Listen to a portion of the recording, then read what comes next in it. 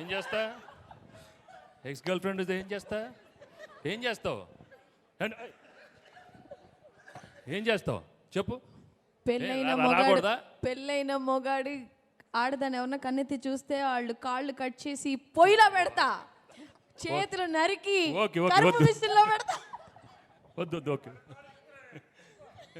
Okay, very good sir. Anil గారు రమేష్ గారు. Naresh CM and ఆయన పార్టీ ప్రెసిడెంట్, వీళ్ళిద్దరి మధ్యలో ఒక అమ్మాయి ఉంటుంది. సో వాళ్ళిద్దరి మధ్యలో అమ్మాయి, ఒక అమ్మాయి అంటే లవ్ స్టోరీ అంత. వాళ్ళిద్దరి మధ్యలో ఒక అమ్మాయి మేబీ తను మర్డర్ అయి ఉండొచ్చు.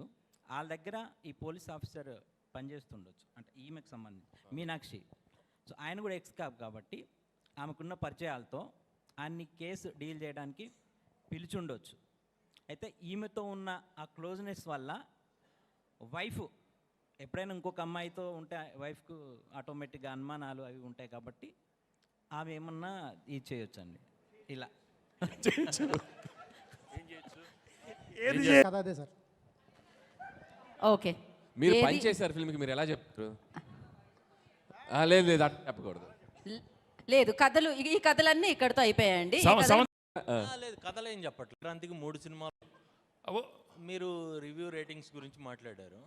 సంక్రాంతికి 3 సినిమాలు వస్తున్నాయి. 3 సినిమాలు రాజుగారికి సంబంధించినవే. అయితే రీసెంట్గా కేరళలో రివ్యూస్ గురించి సీరియస్ ఫస్ట్ కేరళ, తర్వాతకి ఇవాళ చెన్నై కూడా ఒక యాక్షన్ తీసుకుంది. ఇక్కడ తెలుగులో ఏమైనా తీసుకునే అవకాశం ఉందా అలాంటి వాటి గురించి? So thank you so much sir. నేను అసలు ఎక్కడ లేదు అది ఎందుకు అంటే ఇది నెక్స్ట్ ప్రాపర్ Q&A సెషన్ చేస్తామండి. ఇప్పుడు కథలు సెషన్ ఇదంతా. అనిల్ రాజుగారు నేనే చెప్పాను, నువ్వు నాకే వేసావని కూడా నాకు తెలుసు. సో డెఫినెట్గా కేరళలో ఈరోజే తమిళనాడులో థియేటర్స్కి అందరికీ ఆల్ థియేటర్స్కి వాళ్ళ అసోసియేషన్కి చెప్పడం జరిగిందంట.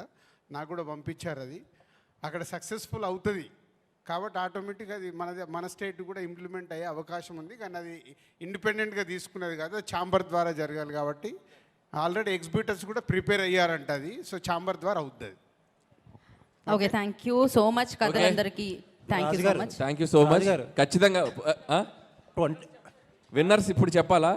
ప్రీ రిలీజ్లో చెప్తారు. మేము ప్రీ రిలీజ్ ఈవెంట్ రోజు ఖచ్చితంగా మీరు అందరూ వస్తారు. మిమ్మల్ని స్టేజ్ మీదకి పిలిచి మీకు మైండ్ బ్లోయింగ్ గిఫ్ట్స్ ఇస్తాం. ముందే చెప్పాం, ఎందుకంటే కథ గెస్ట్ చేసేస్తారు ఆడియన్స్ కూడా కథని. రైట్, మీరు 2026 సంక్రాంతికి వేసేసుకుని ఈ కథ ఏదో ఒకటి వాడేసుకోండి, పర్వాలేదు. Okay, thank you.